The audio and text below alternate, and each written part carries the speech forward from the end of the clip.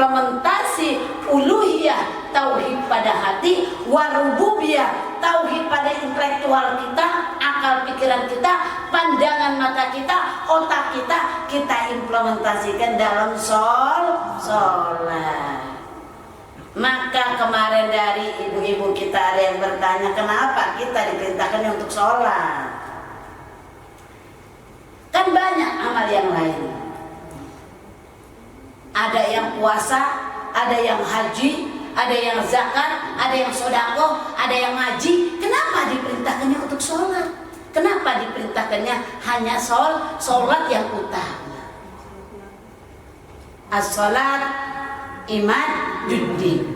Sholat adalah tiang agama.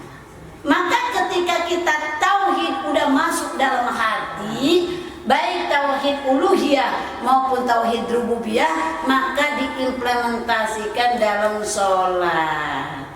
Qul inna sholati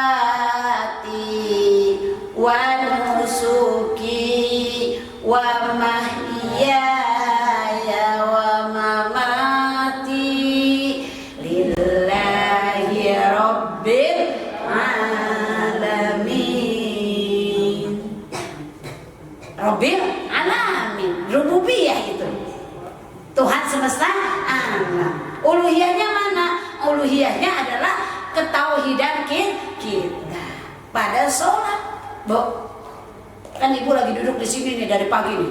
Udah ada yang zikir, udah ada yang baca sholawat, udah ada yang ratib, udah baca yasin, semuanya. Ibu dari jam 6 sampai sini. Rasa-rasanya ibu duduk dari sini sampai jam 6, dari jam 6 sampai jam 9 betah. Papa yang tadinya duduknya rapi, udah selonjor, udah sila. Untuk ibadah.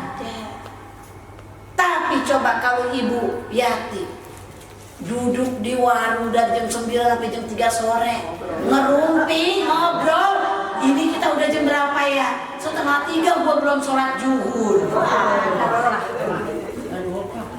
Betah banget itu. Kenapa betahnya? Karena julid.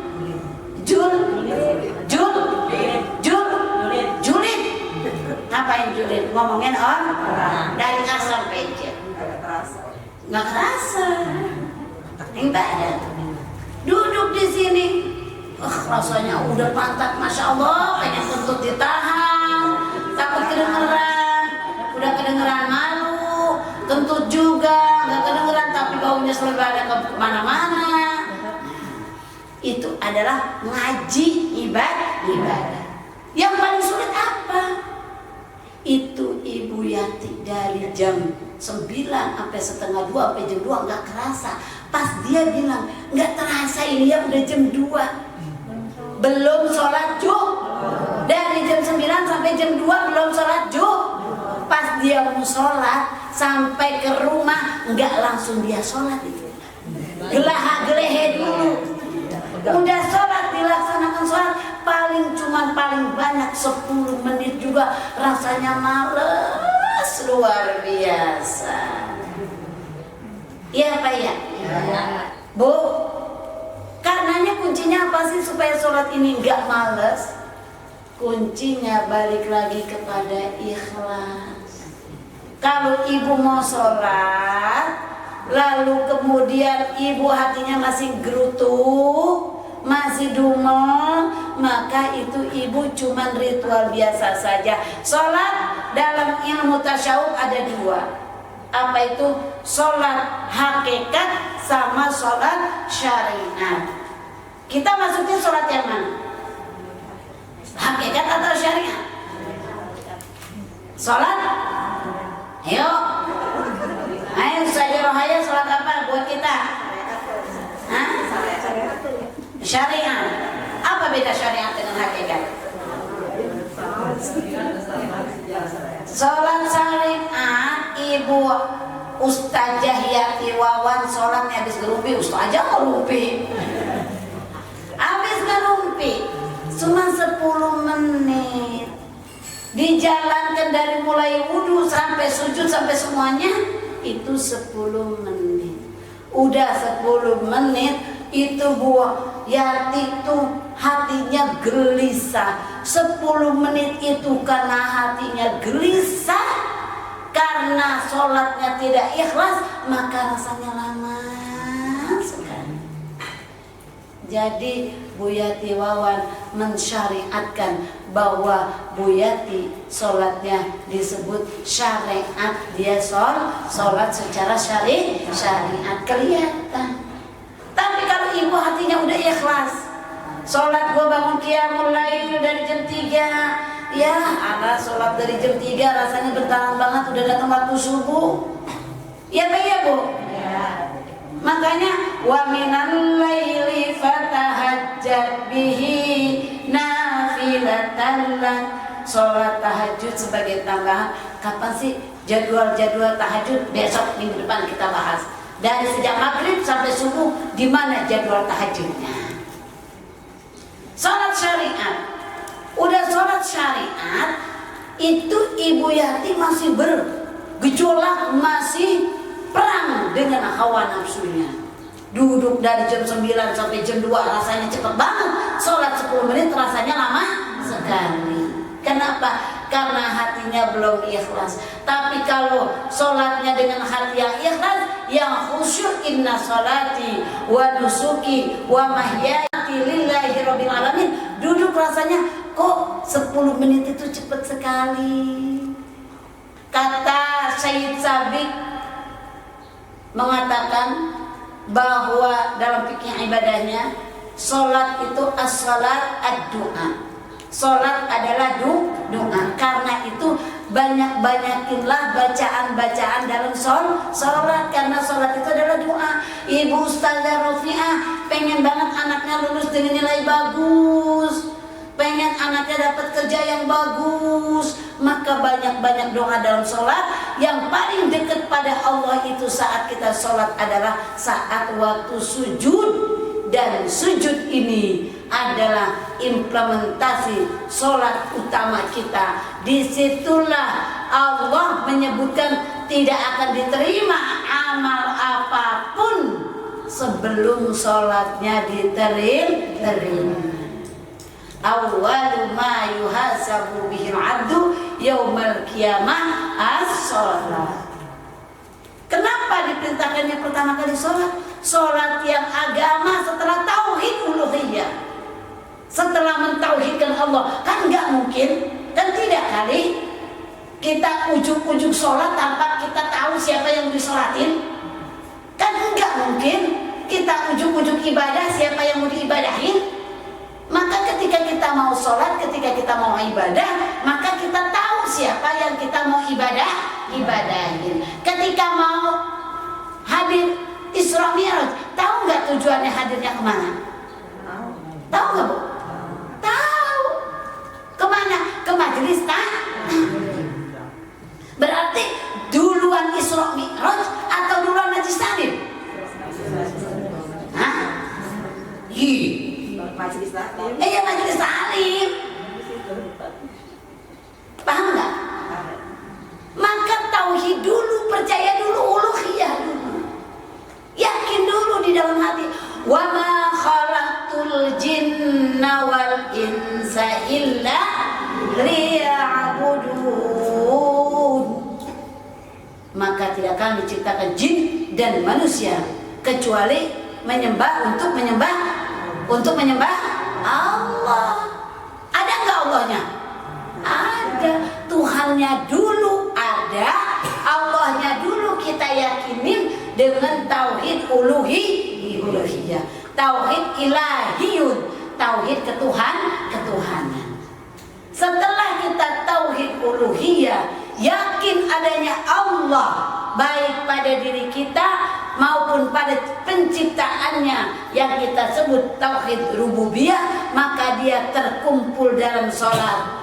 Syahadatu an la ilaha illallah wa asyhadu anna Muhammadan Rasulullah. Saksi dulu, menyaksikan diri kita dulu adanya Allah dan Muhammad Rasulullah. Yakin dalam hati tidak ada Tuhan, la ilaha illallah, tidak ada Tuhan kecuali Allah. Setelah itu tertanam patri dalam hati, maka kata Rasulullah, wa iqamis sholat, dirikan sholat, dirikan sholat. Maka kenapa kita diperintahkan pertama kali untuk sholat? Sholat itu adalah tiang kedua setelah tauhid.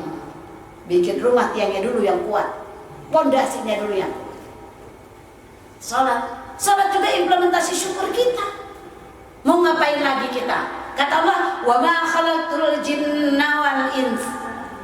Aku tidak menciptakan jin dan manusia. Jin juga sama disuruh sholat. Ada jin muslim, ada. Makanya ada surat jin. Illa liya'budun, semuanya untuk menyembah Allah. Apakah kita menyembah Allah dengan mengumpulkan sesajen? Enggak. Kumpulkan sesajennya, bikin sesajen setiap pagi. Udah bikin sesajen setiap pagi, kita simpen di atas rumah. Udah simpen di atas rumah pakai ayam. Ayamnya udah boleh masak. Dimakanin tikus, abrut-abrutan, bau bangke. Iya. Itu. Enggak pakai syarat sholat kepada Allah, enggak kudu pakai ayam hitam putih. Enggak kudu pakai kemenyan. Enggak mesti pakai kopi pahit, kopi manis. Enggak perlu pakai sesajen, enggak. Tapi mengikhlaskan hati. Aqimus sholat wa atuz zakat wa'mur ahlaka bis sholat. Maka perintahkan anakmu untuk sholat. Dah, udah diperintahkan anak kita untuk sholat. Untuk apa? Untuk habit, kebiasaan. Sholat itu nggak mudah kalau nggak dibiasakan. Sholat subuh apalagi males banget kalau nggak dibiasakan. Ibu Ustazah Ulawiyah biasanya bangunnya jam 3:30, jam 4, maka sholat subuhnya udah biasa. Kenapa? Oh, saya mah dari udah 20 tahun yang lalu begini. Biasa nggak itu? Biasa. Tapi kalau kita nggak ngapa-ngapain, nggak biasa, bangun sholat subuh, ngedenger ajan, entar dulu Kalau kita udah ngedenger ajan, terus kata kita entar bangunnya entar dulu mau tidur lagi, kalau nggak kesiangan teh.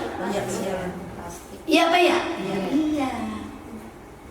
Bu Ustazah Yati Wawan tadi luar biasa. Aduh, lama banget gua sholat berat cuma 10 menit. Tadi 3 jam 4 jam duduk kagak ngapa-ngapa, kagak bentol itu pantatnya. Pas dia sholat, Masya Allah rasanya lama sekali. Kenapa? Karena hatinya alladzi waswisu fi sudurin nas. Bu, kalau kita bertanya, kenapa kita harus sholat? Ini pertanyaan persis ditanyakan oleh orang Yahudi. Apa itu orang Yahudi? Orang Yahudi kesel banget kepada Rasulullah. Kan Yahudi mah di mana-mana juga biang kerok. Ya Pak ya? Tuh sekarang Amerika kebakaran. Sebetulnya gara-gara Yahudi juga. Senjata makan tuan. Senjata makan tuan. Apa senjata makan tuan? Amerika bantuin Yahudi buat ngebomin Indonesia,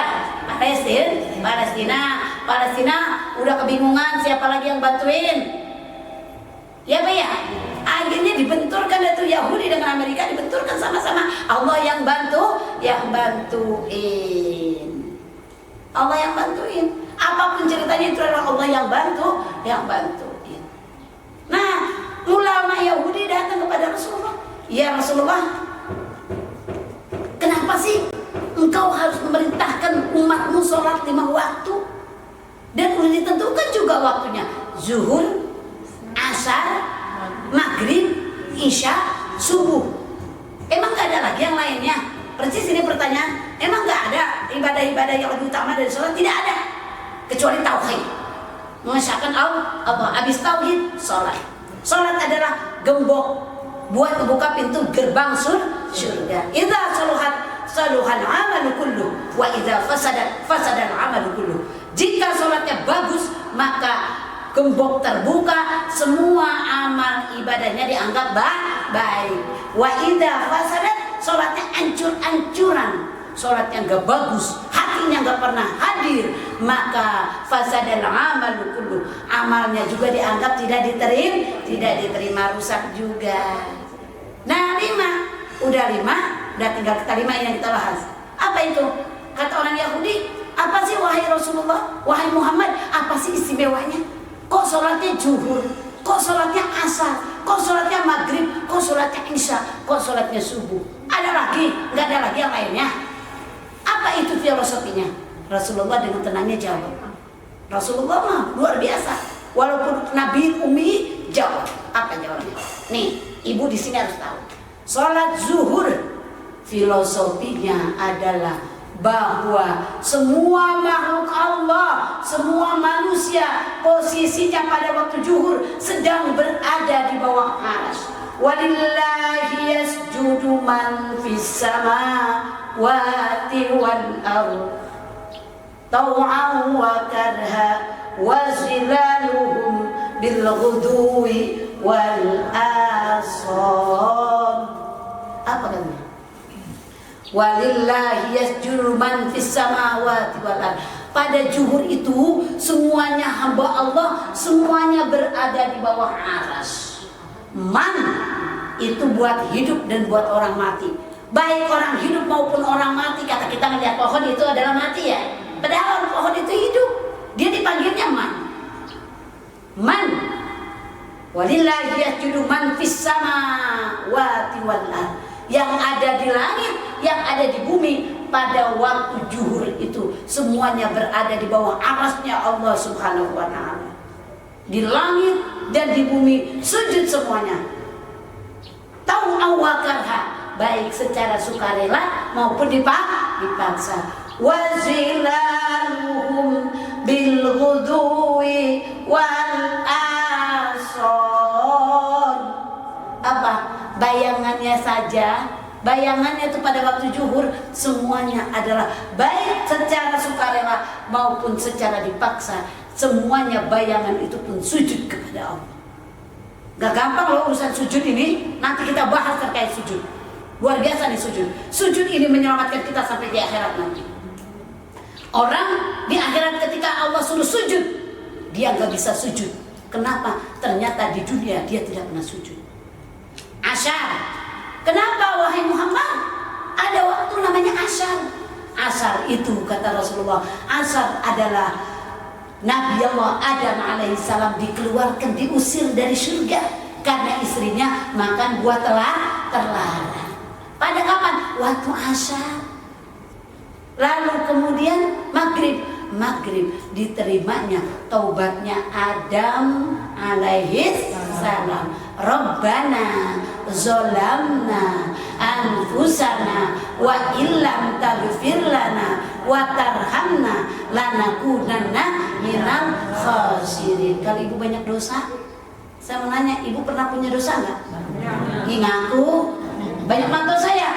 Tuhanku, aku telah menzalimi diriku sendiri. Itu Nabi Adam sama Hawa 40 tahun sujud. Ngapain sujudnya? Mohon ampunan. Rabbana zolamna anfusana wa illam taghfir lana, jika engkau tidak mengampuni kami ya Allah, lanakunanna minal khasirin, kami akan menjadi orang yang merugi. Sekarang kita mintanya sama Allah apa sih? Nukaffir an sayyi'ati, mintanya pada Allah, ya Allah dihapus deh dosa kami. Karena kalau nggak dihapus antara pahala sama dosa, banyakkan dosa. Ya Allah ampuni dosa kami dengan cara dihapus, jadi nggak kelihatan lagi.